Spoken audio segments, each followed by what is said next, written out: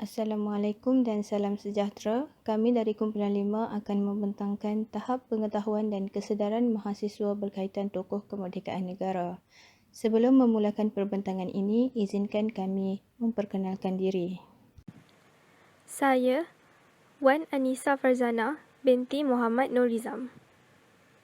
Saya, Hartini binti Muhammad Jaafar. Saya pula, Nur Natasha binti Badrusyam. Dan saya, Nur Fadilah binti Muhammad Azian. Saya, Nurul Anis Syafiqah binti Faizan. Saya, Nur Husna binti Ismail. Saya, Nur Zafirah binti Zakaria. Seperti yang kita tahu, kemerdekaan takkan tercapai tanpa kehadiran tokoh kemerdekaan yang memperjuangkan kemerdekaan untuk negara. Jika kita menyoal tentang sejarah kemerdekaan kepada mahasiswa, tentunya mereka dapat menjawab peristiwa-peristiwa yang berlaku untuk mencapai kemerdekaan. Akan tetapi, jika kita menyoal tentang siapa tunjang di sebalik kemerdekaan, mereka akan keliru, ragu-ragu serta tidak mengingati tentang tokoh kemerdekaan. Sebahagian mereka masih lagi ada yang tidak mengenali lebih mendalam tentang tokoh-tokoh kemerdekaan. Pengetahuan mereka terhadap tokoh kemerdekaan adalah terhad dan hanya berlandaskan apa yang dipelajari semasa sekolah. Mereka tidak mengkaji lebih mendalam untuk menambah pengetahuan mereka tentang tokoh kemerdekaan. Tokoh-tokoh kemerdekaan telah menyumbang jasa yang besar kepada negara untuk memberi kemerdekaan kepada rakyat. Pengorbanan mereka haruslah diingati dan dihargai dengan menambah pengetahuan tentang mereka, terutama dalam kalangan mahasiswa. Mahasiswa merupakan antara insan yang bakal menceritakan atau mendokumentasikan kisah-kisah para sejarawan negara kepada generasi akan datang. Oleh itu, penting untuk mahasiswa mengenali tokoh-tokoh kemerdekaan untuk menyemarakkan lagi semangat patriotisme dalam diri mahasiswa. Gambar di dalam slide ini adalah antara tokoh-tokoh kemerdekaan yang berjasa untuk negara kita. Slide seterusnya akan dibentangkan oleh rakan-rakan saya yang lain. Terima kasih Anissa. Baiklah, setiap penelitian pasti ada tujuan. Begitulah juga dengan kajian kami, pasti ada objektifnya. Objektiflah yang akan menentukan hala tuju semasa kajian. Kajian tanpa objektif adalah kajian yang tidak terarah kerana tidak mempunyai matlamat serta tujuan sesuatu kajian itu dijalankan. Terdapat 3 objektif kajian kami. Yang pertama, untuk mengkaji tahap pengetahuan dalam kalangan mahasiswa terhadap tokoh-tokoh kemerdekaan Malaysia. Seterusnya, untuk mengkaji tahap kesedaran mahasiswa terhadap kepentingan tokoh-tokoh kemerdekaan Malaysia. Dan akhir sekali, untuk mengkaji tahap kesedaran mahasiswa dalam menghargai jasa dan pengorbanan tokoh-tokoh kemerdekaan Malaysia. Okey, untuk menerapkan semangat patriotisme iaitu cintakan negara dalam diri generasi muda ataupun di kalangan masyarakat di Malaysia ini, kita perlu mengetahui apakah kepentingan cintakan negara kita sendiri supaya kita lebih mudah untuk memahami dan menjalankan tanggungjawab sebagai rakyat Malaysia. Jadi dengan ini saya akan menerangkan tentang kepentingan semangat patriotisme. Okey, jom kita lihat. Kepentingan semangat patriotisme yang pertama ialah untuk memupuk dan mengekalkan semangat cinta akan negara. Jika wujudnya cinta akan negara di kalangan rakyat ataupun generasi muda, ia akan memutuskan anasi luar ataupun musuh negara daripada menjajah negara kita semula. Kerana mereka amat menyukai jika rakyat sendiri tidak mempunyai semangat patriotisme yang kuat kerana senang untuk dijajah. Kepentingan yang kedua pula ialah dapat menjadi pemangkin kepada kemajuan negara. Okey, jika wujudnya semangat patriotisme ini di kalangan rakyat Malaysia, rakyat akan bekerja keras untuk memajukan negara Malaysia ini sendiri dan rakyat juga akan bekerja sungguh-sungguh supaya dapat menyumbang ke arah pembangunan negara. Contohnya apa yang berlaku di Malaysia sekarang lah. Pentingan yang seterusnya ialah semangat patriotisme akan menjadikan keadaan aman damai di Malaysia ini. Dan justru ia akan mendorong lebih ramai pelabur asing membuka perniagaan di Malaysia. Jadi dengan kedatangannya pelabur asing ni, ia akan membuka lebih banyak peluang pekerjaan dan akan menaikkan lagi taraf hidup rakyat dan seterusnya negara akan terus lebih maju. Seterusnya ialah dapat memupuk perpaduan kaum. Okey. Dengan adanya semangat patriotisme ini, dia akan dapat membentuk rakyat yang lebih mementingkan kepentingan negara daripada kaum. Jadi, dengan wujudnya perpaduan kaum ini, kerajaan dapat melaksanakan pelbagai program pembangunan untuk kemudahan rakyat. Yang kelima ialah semangat patriotisme di dalam diri rakyat dapat menaikkan imej negara. Okey, mengapa dapat menaikkan imej negara? Kerana dengan wujudnya semangat patriotisme ni, kita dapat memberi contoh kepada negara luar kerana negara kita mempunyai pelbagai kaum dan pelbagai bangsa. Jadi, dengan adanya semangat patriotisme ini, kita dapat menunjukkan negara kita aman dan makmur dan tiada perbalahan ataupun kekacauan walaupun kita mempunyai pelbagai bangsa ataupun kaum. Yang terakhir ialah dapat merangsang perkembangan sektor pelancongan negara. Okey, mengapa akan dapat berkembang kat sektor pelancongan negara? Kerana jika di dalam diri kalangan rakyat mempunyai semangat patriotisme yang kuat, akan mewujudkan suasana harmoni. Jadi, pelancong luar negara tidak akan berasa ragu-ragu untuk datang ke Malaysia. Dengan itu, ia akan dapat perkembangkan lagi sektor pelancongan di Malaysia ini. Seterusnya adalah kesan sekiranya seseorang itu tidak mempunyai semangat patriotisme dalam diri masing-masing.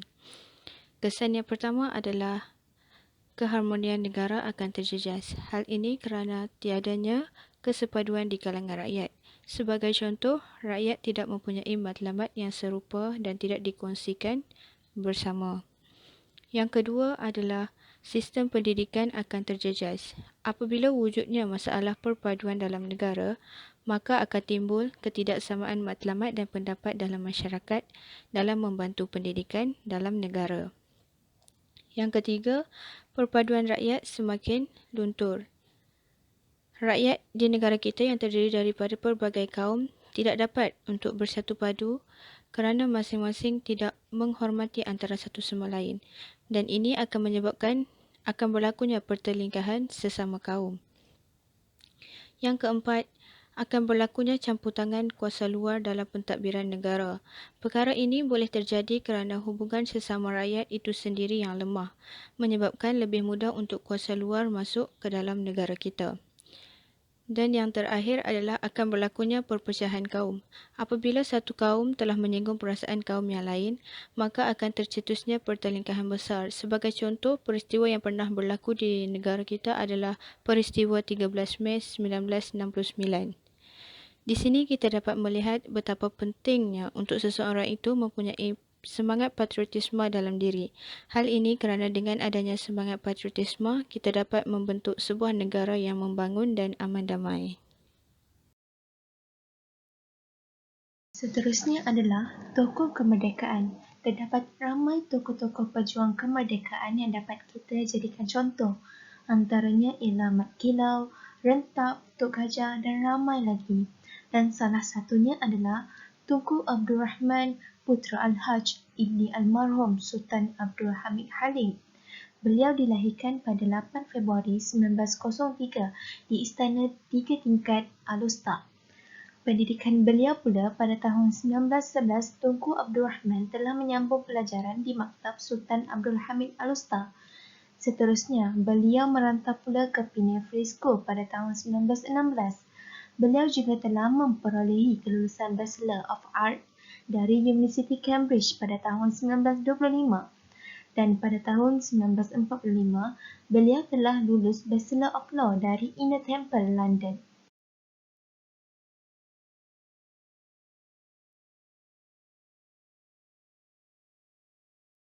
Sumbangan yang telah beliau berikan kepada negara ialah dengan telah mengetuai misi ke London untuk berbincang dengan pihak kerajaan British berkenaan kemerdekaan Tanah Melayu dan seterusnya berjaya membawa kemerdekaan kepada negara tanpa sebarang pertumpahan darah.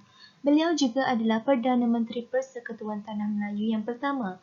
Beliaulah yang telah menubuhkan Parti Perikatan dan bijak mengendali Pakatan Murni antara kaum. Dan Tunku Abdul Rahman juga dikenali sebagai bapa kemerdekaan. Tun Witi Sabandin juga seorang tokoh kemerdekaan yang dilahirkan pada 16 Jun tahun 1919 di Sungai Siput, Perak. Beliau menerima pendidikan awalnya di Sekolah Rendah Sungai Siput, kemudian menyambung pelajaran di Sekolah Clifford di Kuala Lumpur dan seterusnya memasuki Universiti Annamalai di India Utara.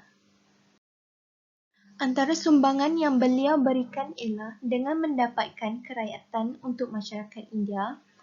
Beliau juga telah menubuhkan Sekolah Tamil Mahatma Gandhi untuk orang India. Beliau adalah Menteri Kesihatan Persekutuan Tanah Melayu yang pertama dan pada tahun 1955, beliau dilantik sebagai Presiden MIC. Tokoh kemerdekaan seterusnya adalah Haji Abdul Rahman Limbung. Latar belakangnya, nama lengkapnya ialah Haji Abdul Rahman bin Haji Abdul Hamid bin Haji Abdul Qadir atau lebih dikenali sebagai Haji Abdul Rahman Limbung. Lahir pada tahun 1285 Hijrah bersamaan dengan 1868 Masihi dan meninggal dunia di Mekah pada tahun 1347 Hijrah bersamaan dengan 1929 Masihi. Datuk neneknya berasal dari Patani dan Terengganu. Dikenali sebagai Haji Abdul Rahman Limbung kerana beliau sering ke Limbung, Kemaman untuk mengajar agama. Beliau berjuang untuk membela nasib petani yang ditindas. Perjuangannya dikenali sebagai Kebangkitan Tani di Terengganu. Pendidikan. Beliau mendapat pendidikan asas ilmu-ilmu Islam di Mekah daripada bapa saudaranya iaitu Haji Tun Muhammad atau lebih dikenali sebagai Tun Mamat. Setelah pulang dari Mekah, beliau berguru dengan Haji Yaakob Payabunga. Beliau menyambung lagi pengajiannya dengan Haji Wan Musa di Payabunga, Kuala Terengganu. Seterusnya, beliau menuntut ilmu daripada ulama terkemuka di Terengganu pada waktu itu, iaitu Tok Paloh. Sumbangan. Antara kejayaan terbesar Haji Abdul Rahman Limbung ialah apabila beliau berjaya membebaskan 43 orang penduduk dari tuduhan membersihkan tanah dan bercucuk tanam tanpa kebenaran daripada kerajaan British.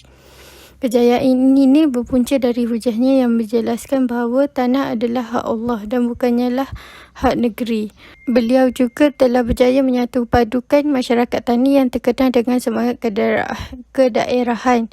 Mereka telah sanggup mengetepikan semangat kedaerahan ini yang telah dipupuk sejak dahulu lagi semata-mata bagi menentang ancaman luar. Perpaduan ini telah berjaya membangkitkan semangat jihad di kalangan mereka bagi menuntut keadilan setelah dizalimi dengan sistem tanah kerajaan British. Sumbangan beliau tidak terhad kepada pengajaran ilmu agama sahaja. Beliau juga telah memberi sumbangan yang banyak dalam menaik taraf ekonomi masyarakat Melayu setempat. Seterusnya, Haji Abdul Rahman Limbung juga telah membuka kilang membuat kapur tohor dan bata di Losong dengan tujuan menggalak dan memberi peluang kepada orang Melayu menceburkan diri dalam bidang perusahaan.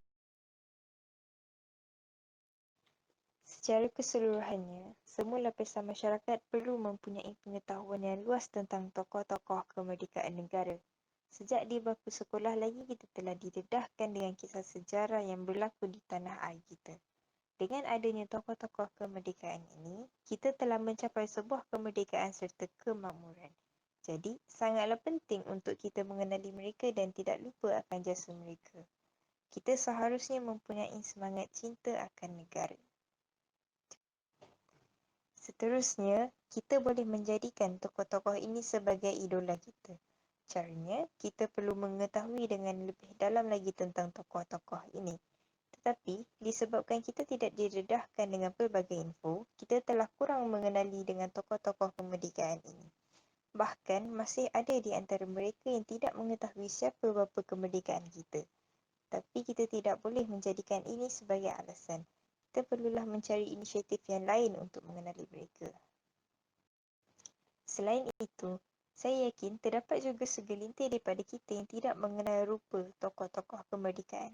Perkara ini sangat menyedihkan kerana kita sepatutnya mengenali mereka sebagai tanda mengenang jasa mereka yang telah memberi kita sebuah kemerdekaan yang sangat bermakna. Tanpa mereka, tidak mungkin kita boleh hidup tanpa sebarang ancaman. Kesimpulannya, pengetahuan am seperti ini sangatlah penting terhadap semua lapisan masyarakat. Tidak kira sama ada pelajar sekolah, pelajar universiti mahupun yang sudah bekerja. Siapa lagi yang akan mengenang jasa mereka jika bukan kita? Sekian, terima kasih.